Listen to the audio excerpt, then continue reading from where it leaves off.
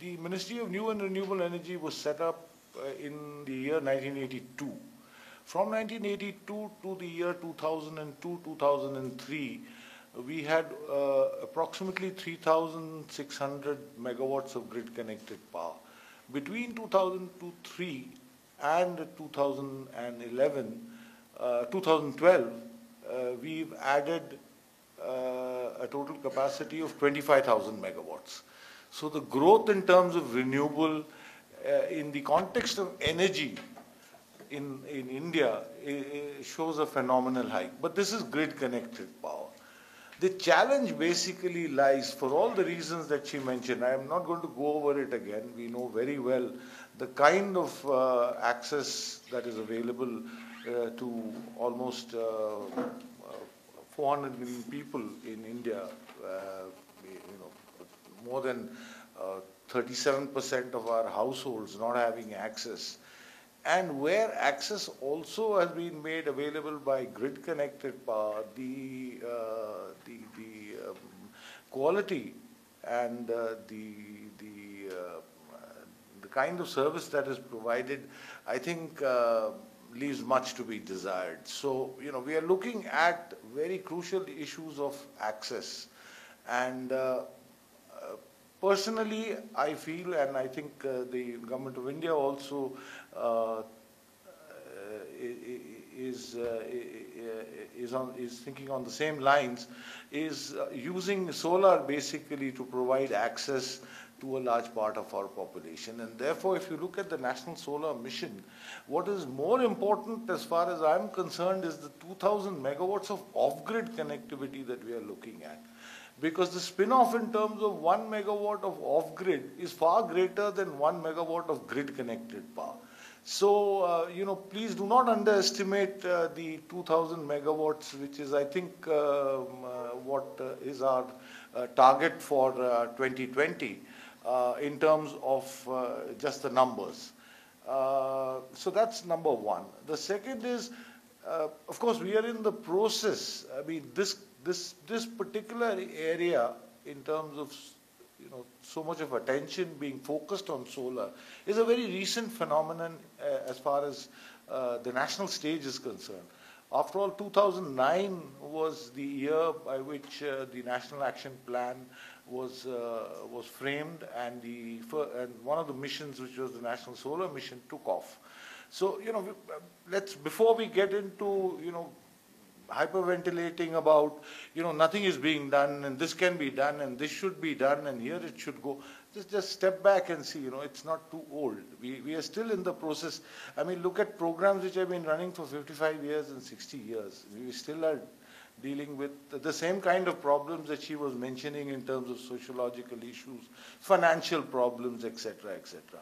So, let's not throw the baby out with the bathwater, because what happens in the field of renewables is that very early on, a lot of criticism gets sort of pushed to anybody who's trying this out, which leads to very easy and very early demoralization. We are working under, this is not my experience, mostly has been with conventional power. And both at the state level, I was with the MSEB, and at the center in the Ministry of Power. Now, if you can't compare the kind of muscle power that the conventional side has with renewables. So we are, renewables is a growing field, is a growing area. And I personally feel that in the last 3 to 4 years, there's not been a mean achievement that the ministry has made. Now, having put that out of the way, I needed to say that because generally these days, wherever I go, the launch off is immediately into the critical element, which is good. I mean, so it's of course very important that we look at things, but then we tend to overlook some things that have happened. Now, in terms of solar, because I'm going to concentrate on solar, although for off-grid solutions, hybrids as well as biomass has got tremendous potential. In fact, it's doing pretty well, and small hydro. I mean, these are areas we are doing it, but I'll concentrate on the solar part of it. Solar, two or three things have happened on the solar front, which all of you are aware. One is that on the PV side, which is basically what we are talking of, although I understand that it is possible to even use a solar thermal, a tower technology for use as a mini grid. But I'm presently confining myself to PV. The costs in terms of the PV panels has been coming down drastically, which was shown very well when we did our last reverse bidding for the grid connected power.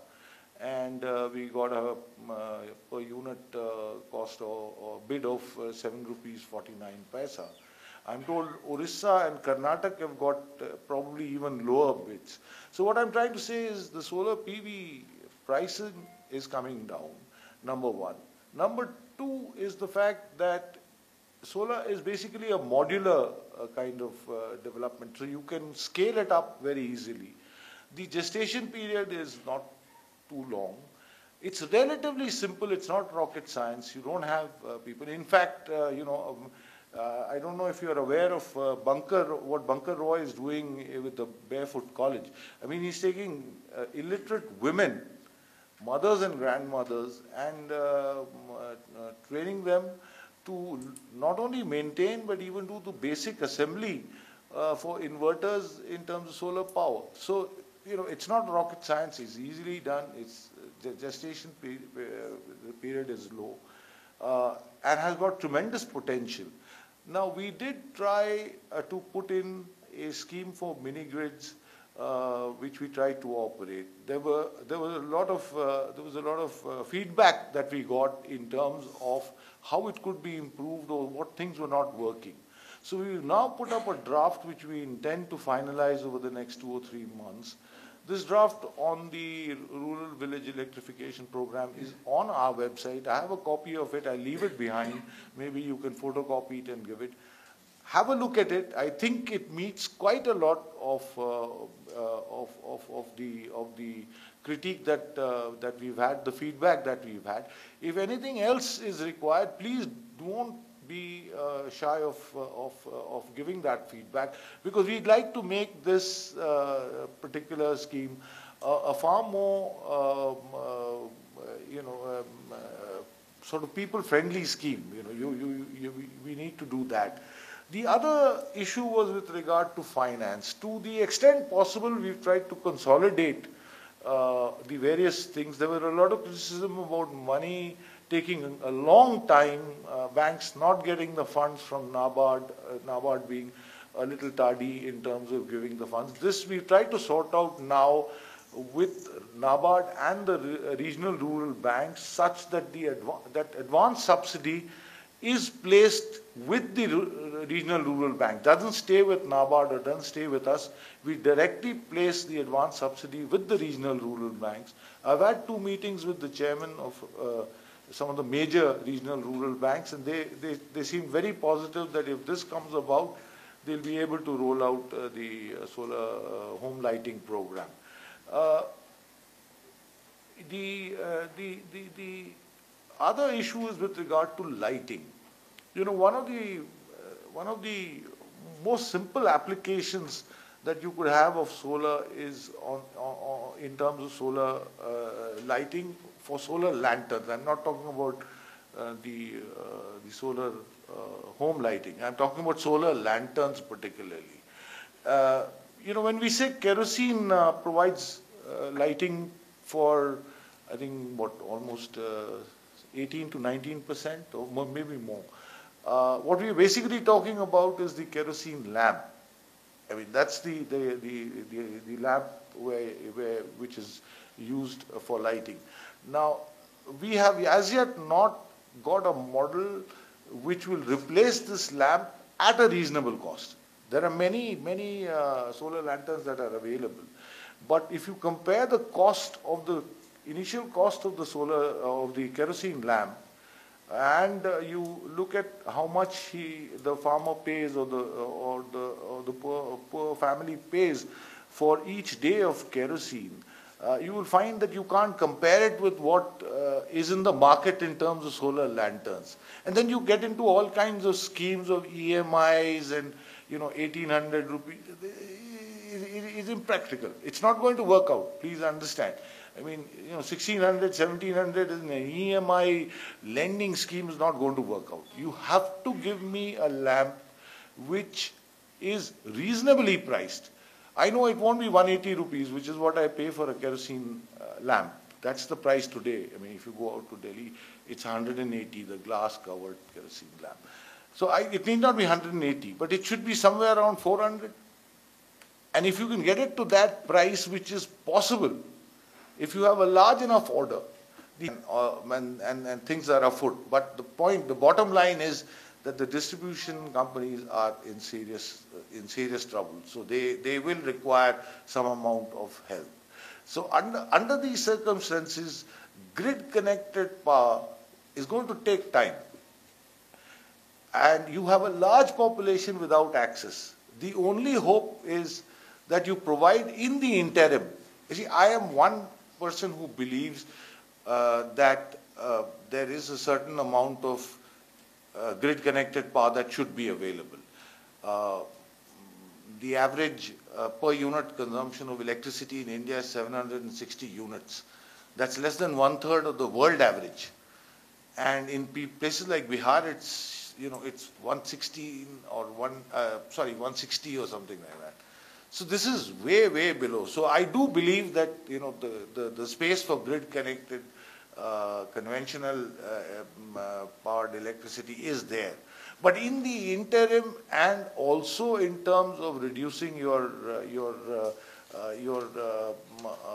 reliance on fossil fuel-based energy,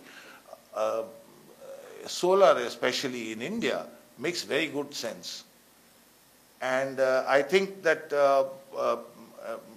over the next 5 years at least, we intend to put in at least 1/3 of our budget into off-grid solar schemes. So we are trying to tap. We've already earmarked something like almost 300 crores from our budget, but we are tapping the National Clean Energy Fund for almost another 800 crores for the off-grid program. And as you know, the National Clean Energy Fund gets replenished every year with a pretty substantial sum. And so this is an area that we intend to tap into to support the off-grid program. The young lady had mentioned things about the community and panchayats and all. I'd just like to share with you that for Rajasthan, the Ministry of New and Renewable Energy, along with the Rajasthan Renewable Development Agency, took up 9,800 panchayats because the Ministry of Panchayati Raj was giving them computers and connectivity. And in many of these places, there was no access. The grid-connected power wasn't there. So we've taken up 9,600 or 800 panchayats. We've already finished something like 7,000.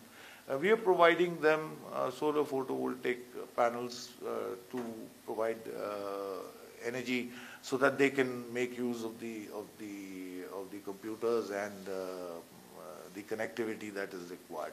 So these are things which are already moving. Like I said, the program has had a short history. So we are still in the process of fine-tuning it and getting it into some kind of more streamlined shape. If the Panchayati Raj system can be tapped into, what the young lady was calling the community, then you will be able to achieve far greater success.